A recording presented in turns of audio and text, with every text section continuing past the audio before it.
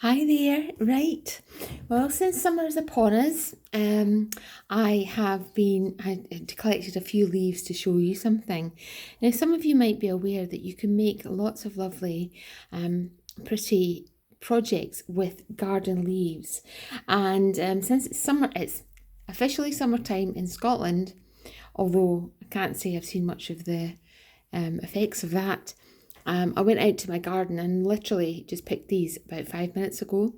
And these are just to show you kind of some of the ideal leaves that if you're going to make a project of painting with paste on top of the leaves, that's things to look out for when you're choosing your leaf.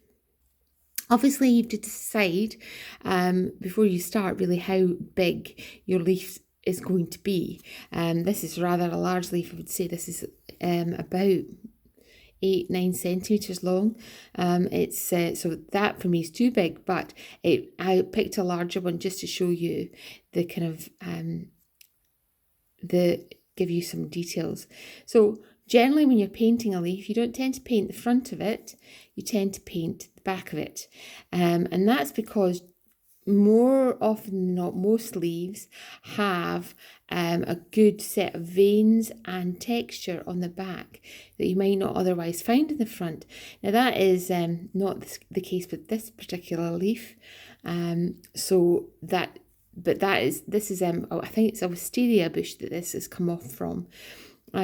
So other thing to bear in mind is that you've got to pick quite a robust leaf. You don't want to pick too young a leaf, something that's a bit robust and a bit thick, because it goes through quite a punishing process when you're going to paint it. So you want to have something that's quite robust, and this is quite a nice robust leaf. The younger smaller leaves weren't as robust, and that's why I decided to show you this one instead. But you can see it's lovely and veiny, and it's got a really nice shape, nice organic shape, and it's in fairly good condition, although I would say that these little bits here might actually cause a problem. Okay, so other ones that aren't so great these are from the lily, and you can see here there's some interest on the back of this. I mean, it's not to say it's not a beautiful leaf, it's not a lovely shape as well, but it is quite plain and it's not very veiny, and there's not the same detail, for example, as you would find in the back of this leaf. So I would suggest that maybe if you wanted to take something of this, then perhaps rolling it directly into clay and using it as a texture rather than painting would be a good use of this leaf here. This is a rose leaf. Again, it's quite it's lovely. It's a nice size for starts, but it's very again, it's quite plain. There's not an awful lot of detail on here, for the purposes of painting it, I would say that it's not as good as the other veinier leaves that you've seen, and I'm going to show you here as well. So I would probably not use a rose leaf like this.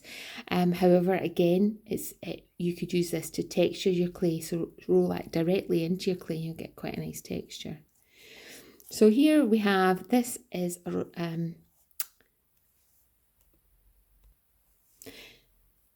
a geranium leaf, and as you can see, I love geranium leaves because they have a lovely heart shape to them, as you can see here, and I find them quite easy to paint because of where the stem is.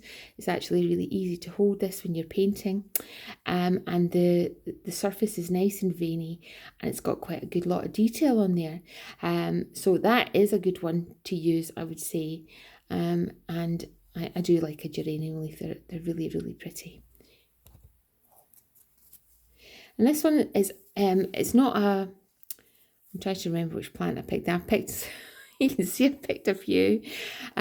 So this one here is similar kind of shape, perhaps to the rose leaf, but this has got much veinier on the back, and that would give a good impression too. So you can see the difference between, say, this and this. There's quite a bit more detail on this leaf as opposed to this leaf. and certainly as opposed to this leaf. And the final one is an ivy. I like ivies as well, the gorgeous shapes, but again, there's not an awful lot of definition on the back of these leaves. So this is something that perhaps you may want to avoid, just because it's not got the best texture on the back. However, again, this one would be lovely rolled into clay. So you can use the leaves that I've discussed, but you can definitely and use them to roll into clay. And the nymphanaea, more defined leaves like this are perfect for painting on. Well, I hope you've enjoyed this video. I hope that's given you some food for thought. And get out in your gardens and see what you've got, or go for a walk in the woodland. Things that are great, have lovely, lovely leaves for painting, or lady's mantle. The raspberry leaves. Actually, I think this is a raspberry leaf. That's a raspberry leaf.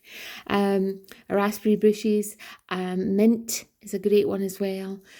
So there's a lot of nice leaves out there. So I wish you happy hunting.